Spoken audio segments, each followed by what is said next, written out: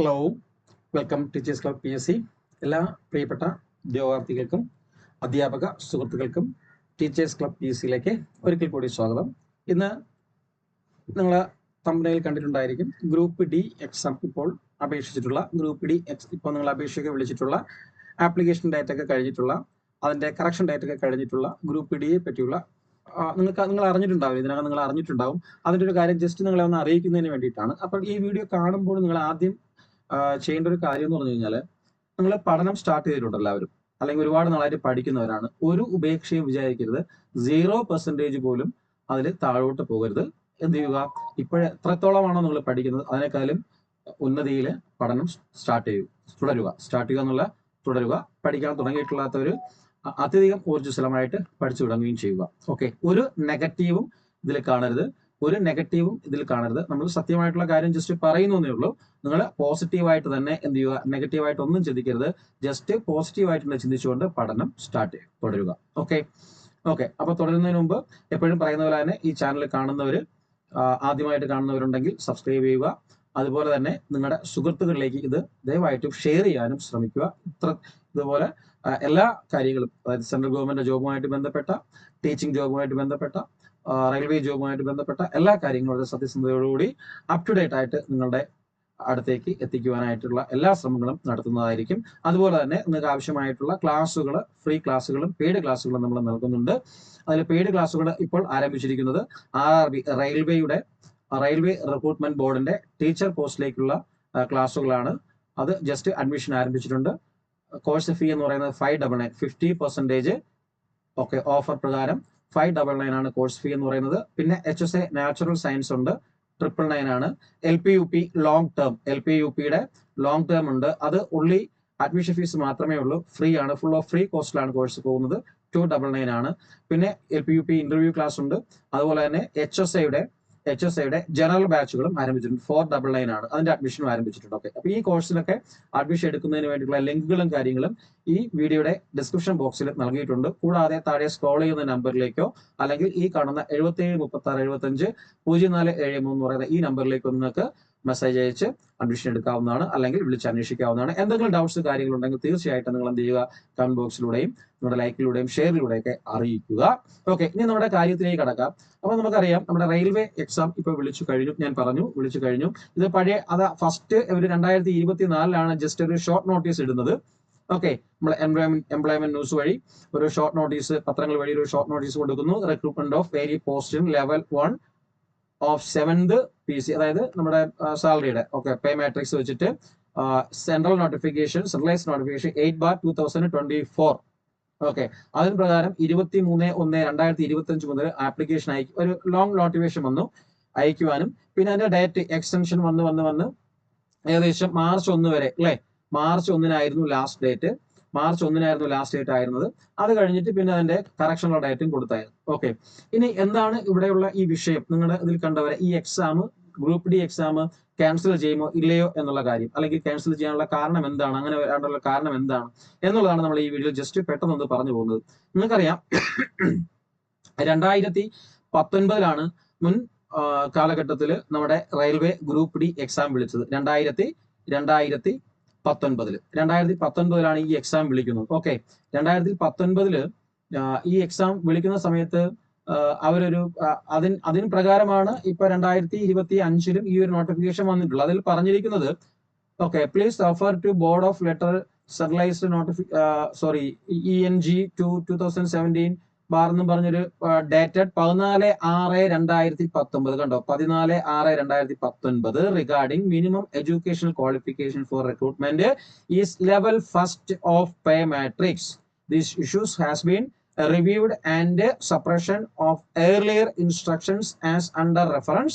It has been decided by the board the minimum educational qualification for all future open market recruitments in level 1st post, that is our group D, okay, including upcoming central level recruitment will be 10th pass or IT or equivalent or national apprenticeship certificate and AC granted by NCVT. ഇങ്ങനെയാണ് പറഞ്ഞത്. അപ്പം ഈ 2010 notification വിളിക്കുമ്പോൾ group ഡിയുടെ group ഡിയുടെ 2010 notification വിളിക്കുമ്പോൾ group ഡിയുടെ qualification railway പറഞ്ഞിരുന്നത് ഓൺലി SSLC ആണ്. നമ്മുടെ 10th സ്റ്റാൻഡേർഡ് ആയിരുന്നു പറഞ്ഞിരുന്നത്. ഓക്കെ, IT കാരെ ഇതിലേക്ക് വിളിച്ചിരുന്നില്ല, IT കാർ ഉണ്ടായിരുന്നില്ല. ഓക്കെ, 10th ക്വാളിഫിക്കേഷൻ ആയിരുന്നു പറഞ്ഞിരുന്നത് 2019. ഓക്കെ, പക്ഷെ അതിൽ നിന്നും 2025 വരുമ്പോഴത്തേക്ക് 2019 ഇങ്ങനെ ഒരു ഡിസ്പ്യൂട്ട് വരുന്നു. 2019 കേസാണ് ഇപ്പൊ നടക്കുന്നത്. അത് തുടക്കത്തിലെ ഞാൻ പറയാം.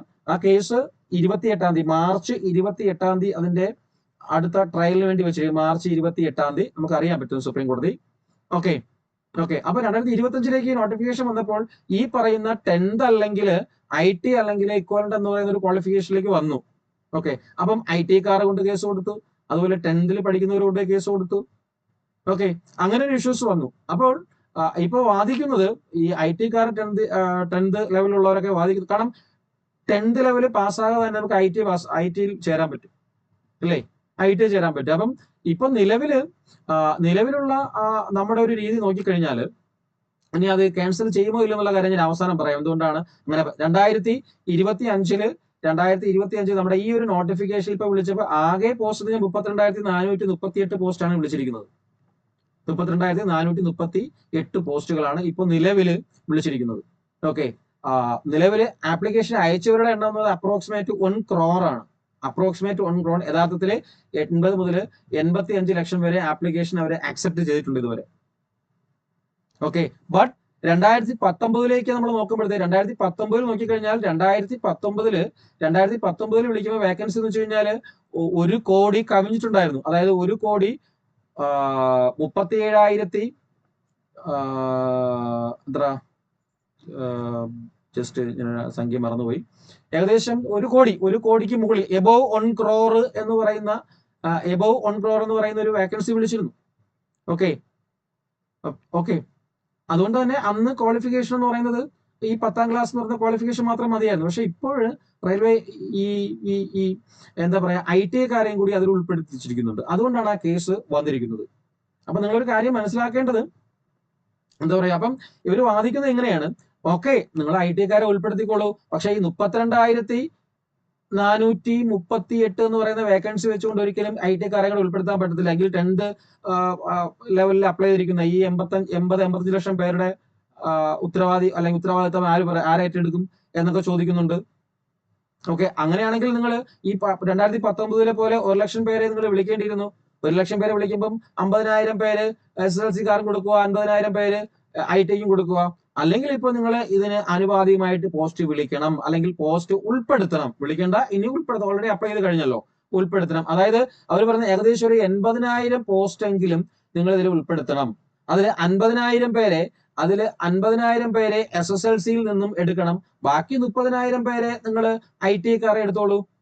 അപ്പൊ റെയിൽവേ പറയുന്നത് ഈ വിളിച്ചിരിക്കുന്ന ഗ്രൂപ്പ് ഡിയിൽ തന്നെ നോൺ ടെക്നിക്കലും ടെക്നിക്കലും വരും. അതിൽ ടെക്നിക്കൽ പോസ്റ്റില് IT-യെയും നോൺ ടെക്നിക്കൽ ആയിട്ടുള്ള പോസ്റ്റിൽ SSLC കാരെയും എടുക്കുമെന്നുള്ള ലെവലിലാണ് ഇപ്പോൾ അവർ പറയുന്നത്, കോടതിയിൽ പറയുന്നത്. ഒരിക്കലും ഈ 32K എന്ന് പറയുന്ന 32,438 എന്ന് പറയുന്ന ആ ഒരു വേക്കൻസിയിൽ നിന്നുകൊണ്ട് ഇത്രയും 1 കോടിയോളം ആപ്ലിക്കൻസിൽ വെച്ചിട്ട് IT കാർക്ക് തിരിച്ചു കൊടുക്കാൻ പറ്റത്തില്ല എന്നാണ് ശക്തമായിട്ട് ഈ 10th ക്ലാസ്സുകാരുടെ ഗ്രൂപ്പ് വാദിക്കുന്നത്. അപ്പൊ അതിന്റെ വാദം ഫസ്റ്റ് 21, പിന്നെ 28, മാർച്ച് 21 28 ലാസ്റ്റ് പറയുന്നത്. അപ്പം അത് എന്താണെന്നുള്ളത് നമുക്ക് കണ്ടറിയാം. ഓക്കെ, ഒരിക്കലും പരീക്ഷ റദ്ദാക്കുമോ ഇല്ല എന്നുള്ള കാര്യം നമുക്ക് പറയാൻ പറ്റത്തില്ല. റദ്ദാക്കണമെങ്കിൽ നമുക്കറിയാം 1 ലക്ഷം പേര് ഏകദേശം 500 രൂപ വെച്ചിട്ട് ഫീ പേയ്മെന്റ് ചെയ്തിട്ടാണ് ഈ ആപ്ലിക്കേഷൻ അയച്ചിട്ടുള്ളത്. അതിൽ നിങ്ങൾ പരീക്ഷ എഴുതണമെങ്കിൽ 400 രൂപ തിരിച്ചു കിട്ടും എന്നും പറയുന്നുണ്ട്. ഞാൻ ജനറലിന്റെ കാറ്റഗറിയുടെ കാര്യം പറഞ്ഞത്, റിസർവേഷൻ പറയുന്നില്ല. ഓക്കെ, അപ്പൊ അത് തിരിച്ചു കൊടുക്കുക എന്ന് പറയുന്ന കാര്യം എന്തുകൊണ്ട് നമുക്ക് ചിന്തിക്കാൻ പറ്റാത്തൊരു കാര്യമാണ്. അപ്പൊ നിലവില് വാദിക്കുന്നത് എന്താണ്? നിങ്ങൾ ഇതേപോലെ ഒരു 80,000 മുതൽ 1 ലക്ഷം വരെയുള്ള പോസ്റ്റ് ഡിക്ലെയർ ചെയ്യുക. അതിനുശേഷം 50,000 പേരെ SSLC-യിൽ നിന്നും ബാക്കി ഒരു 30,000 അല്ലെങ്കിൽ അതിന് മുകളിലോട്ടുള്ള ആൾക്കാരെ IT-യിൽ നിന്നും നിയമിക്കുക എന്നുള്ളൊരു, അല്ലെങ്കിൽ IT-കാർക്ക് കൊടുക്കുക എന്നുള്ളൊരു വാദഗതിയാണ് ഇപ്പോൾ നടക്കുന്നത്. അതിന്റെ പൂർണ്ണമായിട്ടുള്ള കൃത്യതയോടുകൂടിയുള്ള വിവരണങ്ങളും റിസൾട്ടും നമുക്ക് മാർച്ച് 28 സുപ്രീം കോടതി പുറപ്പെടുവിക്കും. ഓക്കെ, അപ്പൊ തീർച്ചയായിട്ടും നിങ്ങൾ പേടിക്കാനൊന്നുമില്ല, മീൻസ് ടെൻഷൻ അടിക്കേണ്ട കാര്യമൊന്നുമില്ല. നിങ്ങൾ എന്ത് ചെയ്യുക, ഇപ്പോഴും തുടരുന്ന ആ പഠനം മുന്നോട്ട് തന്നെ കൊണ്ടുപോകുക. ഓക്കെ, റെയിൽവേ എന്തായാലും ഉചിതമായിട്ടുള്ള ഒരു തീരുമാനമായി എടുക്കത്തുള്ളൂ. വേക്കൻസി കൂട്ടി ഡിക്ലെയർ ചെയ്യാനാണ് സാധ്യത കൂടുതലായിട്ടുള്ളത്. കാരണം ഇത് ക്യാൻസൽ ചെയ്യാനൊന്നും പോകുന്നില്ല, ക്യാൻസൽ ചെയ്തുകൂടൊന്നുമില്ല. റെയിൽവേ പല എക്സാംസുകൾ അങ്ങനെ ക്യാൻസൽ ചെയ്തിട്ടുണ്ട്. ഓക്കെ, അപ്പൊ അങ്ങനെ ഒരു വലിയൊരു ഡിസ്പ്യൂട്ട് ഇവിടെ ഉണ്ട്. അപ്പൊ അതും കൂടി നിങ്ങൾ ജസ്റ്റ് ഒന്ന് അറിഞ്ഞിരിക്കാൻ വേണ്ടിയിട്ടാണ് ഈ ഒരു വീഡിയോ ചെയ്തിരിക്കുന്നത്. ഓക്കെ, ഇതിനെ പറ്റിയുള്ള കൂടുതൽ വിവരങ്ങൾ നിങ്ങൾക്ക് അപ്ഡേറ്റ് ചെയ്ത് തരുന്നതായിരിക്കും. ഓക്കെ, 28-ാം തീയതി ആ ഒരു സമയത്ത് നിങ്ങൾക്ക് അപ്ഡേറ്റ് ചെയ്ത് തരുന്നതായിരിക്കും. ഇപ്പോൾ നിലവിൽ ഉള്ള അവസ്ഥ ഇതാണ്. ഓക്കെ, പെൻഡിങ്ങിലാണ്. ഓക്കെ, അപ്പൊ 10ാം ക്ലാസ്സുകാരെ വേണമോ, ഗ്രൂപ്പ് ഡിക്ക് 10ാം ക്ലാസ്സുകാരെ വേണമോ, അതോ ITI-കാരെ വേണമോ, ITI-കാരെ എടുക്കണമോ? ഓക്കെ, ഓക്കെ, അല്ലെങ്കിൽ രണ്ടുപേരെ എടുത്തോളൂ നിങ്ങൾ, പക്ഷെ കൃത്യമായിട്ടുള്ള പോസ്റ്റുകളുടെ എണ്ണം നിങ്ങൾ തിരിച്ചു തരണം. ഓക്കെ, അങ്ങനെയും പറയുന്നുണ്ട്. കാരണം നമ്മൾ റെയിൽവേയിൽ നോക്കുമ്പോഴത്തേക്ക് കൂടുതലും പോസ്റ്റ് വരുന്നത് ടെക്നിക്കലാണ്. ടെക്നിക്കൽ പോസ്റ്റ്, നോൺ ടെക്നിക്കൽ വളരെ കുറവേ വരത്തുള്ളൂ ഈ ഗ്രൂപ്പ് ഡി എന്ന് പറയുമ്പോൾ. അപ്പൊ ടെക്നിക്കലിലേക്ക് വരുമ്പോൾ കംപ്ലീറ്റ് ഈ 32,000 എന്ന് പറയുന്ന പോസ്റ്റ് ഫുള്ള് ITI-കാർക്ക് കൊടുത്താലോ? അവർ പറയുന്നത് എങ്ങനെയാണ്, ടെക്നിക്കൽ പോസ്റ്റുകൾക്ക് ITI-കാരെ വിളിക്കും, നോൺ ടെക്നിക്കലെ 10th പാസ് അവരെ വിളിക്കത്തുള്ളൂ. ഈ 10th പാസ് അവർ 10th പാസ് അവർ മാത്രമല്ല, ഡിഗ്രി ഉള്ളവരുണ്ട്, PG ഉള്ളവർ അപ്ലൈ ചെയ്തിട്ടുണ്ട് ആ ഏജ് വൈസ് കാറ്റഗറിയിൽ. അപ്പൊ അവരൊക്കെ വെറുതെ നിൽക്കേണ്ടി വരത്തില്ലേ? അപ്പൊ ആ ഒരു ഡിസ്പ്യൂട്ടാണ് ഇപ്പോൾ നടക്കുന്നത്. അപ്പൊ തീർച്ചയായിട്ടും അതിന്റെ ഒരു തീരുമാനം ഈ മാർച്ച് 28-ന് നമുക്ക് അറിയാൻ പറ്റുന്നതായിരിക്കും. ഓക്കെ, അപ്പൊ ദയവായിട്ട് നിങ്ങൾ എന്ത് ചെയ്യുക, പഠനം നല്ല രീതിയിൽ മുന്നോട്ട് കൊണ്ടുപോവുക. ഓക്കെ, ആപ്ലിക്കൻസ് ഇത്ര അപ്ലൈ ചെയ്തിട്ടുണ്ട്. അപ്പോൾ വരും വരകൾ നമുക്ക് മാർച്ച് 28-ാം തീയതിക്ക് കാണാം. അപ്പൊ റെയിൽവേ തന്നെയാണ് തെറ്റായ ഒരു പ്രചരണം കൊടുത്തുകൊണ്ട് നോട്ടിഫിക്കേഷൻ ഇട്ടിരിക്കുന്നത്. എന്നിട്ട് വീണ്ടും പറയുന്നു ടെക്നിക്കൽ പോസ്റ്റിനെ ITI-യിലേക്കും നോൺ ടെക്നിക്കലിനെ 10th-ലേക്കും കൊടുക്കുന്നുള്ളത്. അതൊരിക്കലും നടപ്പാക്കാൻ പോകുന്ന കാര്യമല്ല എന്നാണ് കോടതിയുടെ വാദം എന്ന് പറയുന്നത്. ഓക്കെ, അപ്പം ഇത് ഒന്ന് ജസ്റ്റ് അറിഞ്ഞു വെച്ചിരിക്കുക. ഇത്രയും പറയുന്നതിന് വേണ്ടിയിട്ടാണ് ഈ വീഡിയോ ചെയ്തിരിക്കുന്നത്.